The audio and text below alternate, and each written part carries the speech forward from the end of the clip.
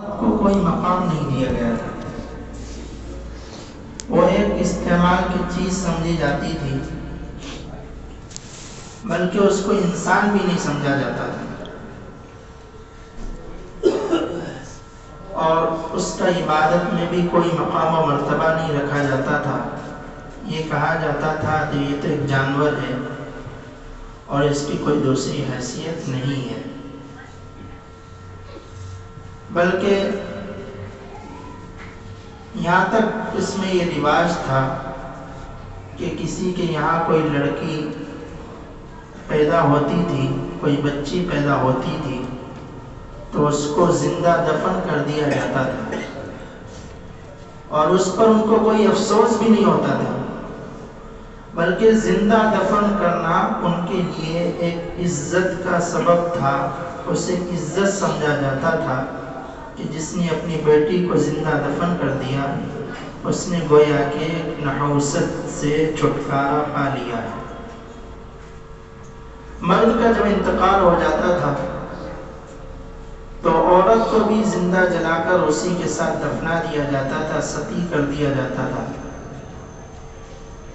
لیکن قربان جائیے حضرت محمد رسول اللہ صلی اللہ علیہ وسلم پر کہ آپ جو نظام زندگی لے کر آئے ہیں، نظام حیات لے کر آئے ہیں، اس میں واضح طور پر صاف صاف یہ بیان کر دیا کہ جس طریقے سے مرد کے حقوق عورت پر ہیں، اسی طریقے سے عورت کے حقوق بھی مرد پر ہیں۔ قرآن پاک میں وَلَهُنَّ مِثْلُ الَّذِي عَلَيْهِنَّ کہ جس طریقے سے مرد کے حقوق عورت پر ہیں، اسی طریقے سے عورت کے حقوق بھی مرد پر ہیں۔ عورت کو کوئی جانور نہیں، کوئی بیکار چیز نہیں ہے، اور کوئی یہ نہیں کہ اس سے صرف ضرورت پوری کر لی جائے اور پھر اس کا کوئی خیال نہ رکھا جائے، بلکہ اسلامی زندگی، اسلامی نظام حیات میں یہ بیان کر دیا کہ جس طریقے سے مردوں کا حصہ ہے، اسی طریقے سے عورتوں کا بھی حصہ ہے اسلام میں۔ میراث میں جس طریقے سے مرد اور بیٹوں کو حصہ دیا جاتا ہے، بھائیوں کو حصہ ملتا ہے، اسی طریقے سے عورتوں کو، بچیوں کو، بیٹیوں کو بھی حصہ دیا جاتا ہے، اور جو اس کی پاسداری نہ کرے، عورتوں کو حصے کو نہ دے، میراث میں اس کے حصے کو نہ ملائے، تو وہ گنہگار ہے۔ قیامت کے دن اس سے پوچھ گچھ ہوگی کہ تم نے اس کا حصہ کیوں نہیں دیا، اس کے میراث میں جو اس کا حق تھا وہ کیوں ادا نہیں کیا۔ آج کل معاشرے میں دیکھا جاتا ہے کہ جب ہماری بہنیں شادی ہو کر دوسرے خاندان میں چلی جاتی ہیں تو گھر والے یہ سمجھتے ہیں کہ اب ہم اس کے پورے حقوق سے دستبردار ہو گئے، اب ہمارا ان پر کوئی حق نہیں رہا، اور جب میراث تقسیم کی جاتی ہے تو بہنوں کا حصہ لگایا ہی نہیں جاتا ہے، اور یہ سمجھا جاتا ہے کہ ہم نے ان کی شادی کر دی، گویا کہ بہت بڑا اب ہم نے احسان کر دیا، اب والد کے مال میں، والد کے حصے میں عورت کا کوئی حصہ رہا ہی نہیں، بہنوں کا کوئی حصہ رہا ہی نہیں ہے، یہ سمجھا جاتا ہے۔ یہ بہت بڑی غلطی ہے، بلکہ اسلام تو یہ کہتا ہے کہ جس طریقے سے مردوں کا حصہ ہے، بھائیوں کا حصہ ہے، بیٹوں کا حصہ ہے، اسی طریقے سے بہنوں کا، بیویوں کا اور بیٹیوں کا بھی میراث میں حصہ ہے، ان کو دیا جانا ضروری ہے۔ عام طور پر ایک حیلہ نکالا جاتا ہے کہ جب میراث تقسیم کی جاتی ہے اس وقت ایک رسمی طور پر کھانا پوری کرنے کے لیے بہنوں سے کہہ دیا جاتا ہے کہ میراث تقسیم ہو رہی ہے، آپ چاہو تو اپنا حق معاف کر سکتی ہیں، یعنی زبردستی ان سے معاف کرایا جاتا ہے، اور چونکہ وہ ان کا دل اللہ تبارک و تعالیٰ نے اتنا نرم بنایا ہے تو وہ اپنی نرم دلی کی وجہ سے کہہ دیتی ہیں کہ ہم نے معاف کر دیا، لیکن زبردستی معاف نہیں کیا گیا، زبردستی معاف کرایا گیا ہے۔ اس کا قیامت میں حساب لیا جائے گا اور ان کے دل سے پوچھا جائے کہ تمہیں مال کی ضرورت تھی یا نہیں تھی، تو وہ کہیں گے ہمیں مال کی ضرورت تھی، لیکن اس کے باوجود بھی ان کو مال نہیں دیا گیا۔ قیامت کے دن حصہ دینے کے لیے کہا جائے گا، لیکن اس وقت انسان خالی ہاتھ ہوگا۔ وہ حصہ کیا اپنی نیکیاں، اس کے اپنی نیکیوں کے لالے پڑے ہوں گے، نیکیاں کم پڑ جائیں گی، اس وقت اس کا کوئی ساتھ دینے کے لیے نہیں ہوگا اور دوسرے کو مال کیا دے سکتا ہے۔ بہرحال یہ میراث کا ایک مستقل بیان ہے، انشاءاللہ کبھی بیان کیا جائے گا۔ گزشتہ جمعے یہ بیان کیا جا رہا تھا کہ مرد اور عورت کا ایک حق ہے، وَلَهُنَّ مِثْلُ الَّذِي عَلَيْهِنَّ بِالْمَعْرُوفِ، دونوں کے آپسی حقوق ہیں، آپسی معاملات ہیں۔ عورت کو بھی ایک مقام و مرتبہ دیا گیا جس طریقے سے مرد کو مقام و مرتبہ ملا ہے۔ دونوں کے آپس میں زندگی گزارنے کے لیے ایک دوسرے کے حقوق کی پاسداری کرنی پڑے گی۔ کبھی کوئی غلطی ہو جائے تو اس کو معاف کرنا پڑے گا، اسے درگزر کرنا پڑے گا، بلکہ مرد کی ذمہ داری ضروری ہے، مرد پر زیادہ ذمہ داری بنتی ہے کہ عورت سے اگر کوئی غلطی یا لغزش یا کچھ خطائیں ہو رہی ہیں تو اکثر اس کو درگزر کرے، اس کو معاف کرے اور اس کو سمجھانے کی کوشش کرے، فوراً ایکشن نہ لے، کیونکہ عورت کو اللہ تعالیٰ نے جو بنایا ہے وہ ناقص العقل بنایا ہے، اس کی سوچ اور مرد کی سوچ میں بڑا فرق رکھا ہے۔ اسی لیے اللہ تبارک و تعالیٰ نے عورتوں پر خاص ایام میں نماز کو معاف کر دیا۔ خاص ایام یعنی جب وہ ناپاکی کی حالت میں ہوتی ہے تو اس ناپاکی کی حالت میں عبادت کو معاف کر دیا، حالانکہ مرد کو کبھی بھی کسی بھی حالت میں کوئی عبادت معاف نہیں کی گئی ہے۔ اس سے یہ پتہ لگایا جا سکتا ہے کہ عورت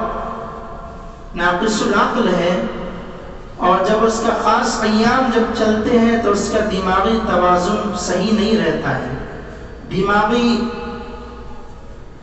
بیلنس صحیح نہیں رہتا ہے۔ اسی لیے اللہ تعالیٰ نے مرد کو ایک مقام و مرتبہ دیا ہے۔ آج کل کیا پہلے سے ہی، بلکہ اسلام پر اگر نظر ڈالی جائے تو اللہ تبارک و تعالیٰ نے جتنے بھی انبیاء اور رسول بھیجے سب مردوں میں آئے، عورتوں میں نہیں آئے۔ پھر دنیا میں اگر کوئی نظام چلانا ہے تو اس کے لیے بھی مرد ہی کو اختیار کیا جاتا ہے، عورت کو اختیار نہیں کیا جاتا ہے۔ لیکن آج کل ایک فضا عام ہو گئی ہے۔ اللہ تبارک و تعالیٰ نے یہ کہا ہے کہ دونوں کے ایک دوسرے پر حقوق ہیں، لیکن اس کا مطلب یہ نہیں ہے کہ پھر ایک دوسرے پر کوئی نگرانی بھی نہ ہو، اور اس کا مطلب یہ بھی نہیں ہے کہ جب عورت ایک مقام پر پہنچ جائے، بچی جب شادی کے قریب ہو جائے تو اس پر نگرانی بھی ضروری ہے، اور اس پر اس کی عزت کی حفاظت بھی والدین کی ذمہ داری ہے۔ لیکن آج کل یہ کہا جاتا ہے کہ ہر ایک آزاد ہے، آزادانہ زندگی گزارے، کوئی کسی پر کسی کا کوئی جبر نہیں ہے۔ اس کا سہارا لے کر عورت کے اوپر یہ ظلم کیا جا رہا ہے کہ اگر وہ باہر نکلتی ہے تو اسے ایسے ہی چھوڑ دیا گیا، اس پر کوئی نگرانی نہیں کی جا رہی ہے، جس کی وجہ سے فحاشی اور عریانیت عام ہوتی جا رہی ہے، اور اس کی وجہ سے نظام زندگی میں ایک بڑا فساد مچتا چلا جا رہا ہے، اور قتل و غارت گیری ایک عام مشغلہ بن گیا ہے۔ اس وجہ سے کہ ذمہ دار جن کو بنایا گیا تھا انہوں نے اپنی ذمہ داری صحیح طور پر ادا نہیں کی۔ عورت کے مرد پر حقوق ہیں، مرد کے عورت پر حقوق ہیں، یہ تو صحیح ہے، لیکن ان کے باوجود بھی اللہ تبارک تعالیٰ نے کہا کہ الرجال قوامون علی النساء، مرد عورت کے ذمہ دار ہیں۔ وہ ذمہ داری کس چیز میں ہے؟ وہ یہ کہ اس کی ذمہ داری مرد پر یہ ہے کہ اس کی نان و نفقہ کی فکر کرے، اس کی روزی روٹی کی فکر کرے، اس کے کپڑے کی فکر کرے، اس کے گھر میں جو چیزیں ضرورت کی ہیں ان ضروریات کو پورا کرے۔ الرجال قوامون علی النساء، مرد کو ذمہ دار بنایا عورت پر کہ وہ اپنی بیویوں کے حقوق کو پورا کرے، بیویوں کی جو چیزیں ضروریات کی ہیں ان کو پورا کرے، ان کو بے وجہ باہر نہ نکلنے دیں، بغیر ضرورت کے مارکیٹ میں گھومنے نہ دیں۔ یہ مرد کی ذمہ داری ہے کہ عورت پر اپنی ذمہ داری کو پورا کرے۔ لیکن بعض جگہ یہ ہوتا ہے کہ مرد ذمہ دار ہے تو عورت پر اتنا کس دیتا ہے، اتنا ظلم کر دیتا ہے کہ اس کی زندگی ایک دم جیل خانہ بنا دیتا ہے۔ یہ بھی نہیں اسلام نے سکھایا ہے۔ اور بعض یہ کہتے ہیں کہ عورت و مرد دونوں برابر ہیں تو اس کو ایک دم کھلا چھوڑ دیا جائے، اس سے زیادہ پوچھ گچھ نہ کی جائے۔ یہ بھی اعتدال سے باہر ہے، بلکہ دونوں کی زندگی میں بیلنس رہنا چاہیے کہ جہاں ضرورت ہے، جس حد تک اسلام نے اجازت دی ہے اس حد تک اس حدود میں رہتے ہوئے اس کو چھوٹ دی جائے، اور جہاں اسلام نے اس کی پابندی لگائی ہے وہاں اس پر نگرانی بھی کرنی چاہیے۔ اور یہ اسی وقت ہوگا کہ جب انسان خود اپنی زندگی کو پابند بنائے گا اللہ تبارک تعالیٰ کے۔ یا ایھا الذین آمنوا اتقوا اللہ، اے ایمان والو تم تقوی اختیار کرو۔ تقوی کی تعلیم دی اللہ تعالیٰ نے۔ جب انسان تقوی اختیار کرتا ہے، اللہ تعالیٰ کے ڈر کو اپنے دل میں بٹھاتا ہے اور یہ تصور کرتا ہے چلتے پھرتے، اٹھتے بیٹھتے، کھاتے پیتے، حتیٰ کہ تجارت کر رہا اس وقت بھی کہ کوئی رب ہے، کوئی مالک ہے، کوئی دو جہاں کا پیدا کرنے والا ہے، جس نے ہم کو پیدا کیا، زندگی بنائی، دنیا کو بنایا، چیز سامان اسی کے قبضے قدرت میں، اور ہوائیں اسی کے حکم سے چلتی ہیں، سورج اسی کے حکم سے نکلتا ہے، ستارے اسی کے حکم سے جگمگاتے ہیں، بارش بھی اسی کے حکم سے نازل ہوتی ہے، برستی ہے۔ یہ تصور کے ساتھ جب زندگی گزاریں گے، تقوی اختیار کریں گے تو اللہ تبارک و تعالی اس کی زندگی میں اسباب بھی پیدا کر دیں گے تنگی سے نکلنے کے۔ اگر زندگی میں کوئی رکاوٹ آ رہی ہے تو اللہ تبارک تعالیٰ اسباب بنا دیں گے اس رکاوٹ کو دور کرنے کے۔ زندگی میں روزی میں برکت نہیں ہے تو اللہ تبارک و تعالیٰ اس روزی میں برکت بھی دے دیں گے جب انسان تقوی اختیار کرے گا۔ جب انسان تقوی اختیار کرتا ہے تو اس کی زندگی میں پھر سکون آتا ہے۔ جب انسان زندگی میں تقوی اختیار کرتا ہے تو پھر اس کی زندگی میں چین ملتا ہے، اطمینان ملتا ہے۔ اور تقوی ہی نام ہے اللہ کو یاد کرنے کا، کیونکہ جب انسان زندگی کے ہر موڑ پر یہ تصور کرے گا اور یہ ذہن میں رکھے گا کہ کوئی رب ہے، مجھے دیکھ رہا ہے، اگر میں نے گناہ کیا، حد سے تجاوز کیا تو اللہ تبارک تعالیٰ کی پکڑ آئے گی، اللہ تبارک تعالیٰ مواخذہ کرے گا، ابھی نہیں تو قیامت کے دن جواب دینا پڑے گا۔ یہ اللہ کا ہر وقت اللہ کا ڈر رکھنا، یہی اللہ کو یاد کرنا ہے۔ اور جو ہر وقت اللہ کے حقوق کی پاسداری کرتا ہے، ہر وقت اللہ تبارک تعالیٰ کے ڈر کو سامنے رکھتا ہے، اللہ کی یاد کو سامنے رکھتا ہے، تقوی کو اختیار کرتا ہے، تو اس تقوی اختیار کرنے والے کے لیے اللہ تعالیٰ نے فرمایا وَمَن يَتَّقِ اللَّهَ يَجْعَل لَّهُ مَخْرَجًا، جو تقوی اختیار کرے گا اللہ تبارک و تعالیٰ اس کے نکلنے کے لیے اسباب مہیا کر دیں گے۔ وَيَرْزُقْهُ مِنْ حَيْثُ لَا يَحْتَسِبُ، اور اس کو ایسی جگہ سے رزق دے گا کہ جہاں اس کو وہم و گمان بھی نہیں ہوگا۔ اللہ تبارک تعالیٰ نے کہا وَيَرْزُقْهُ، اس کو رزق دے گا۔ رزق صرف مال کا نام نہیں ہے، بلکہ رزق اس کو بھی کہا جاتا ہے کہ انسان کی زندگی میں چین اور سکون ہو جائے، اطمینان کی انسان کی زندگی میں اطمینان قلب حاصل ہو جائے۔ اور آج یہی سب سے زیادہ انسان چاہ رہا ہے۔ انسان ٹینشن اور ڈپریشن میں گھوم رہا ہے، وہ چین کی تلاش میں ہے، سکون کی تلاش میں ہے، اور اس کے لیے وہ گولیاں کھاتا ہے، ڈاکٹرز کے پاس جاتا ہے، لوگوں سے مشورے کرتا ہے کہ سکون کیسے حاصل ہو، چین کیسے حاصل ہو۔ اللہ تبارک تعالیٰ نے آسان انداز میں بیان کر دیا، وَمَن يَتَّقِ اللَّهَ يَجْعَل لَّهُ مَخْرَجًا،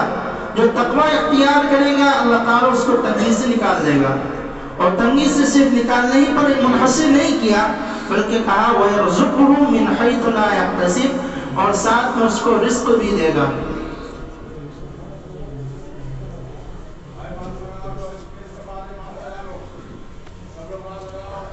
ماسک کی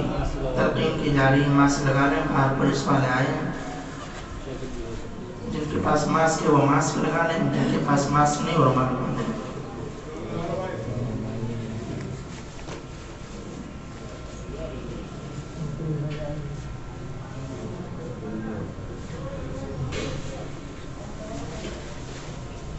لہٰذا یہ بیان کیا جا رہا تھا کہ مرد کے عورت پر اور عورت کے مرد پر حقوق ہیں،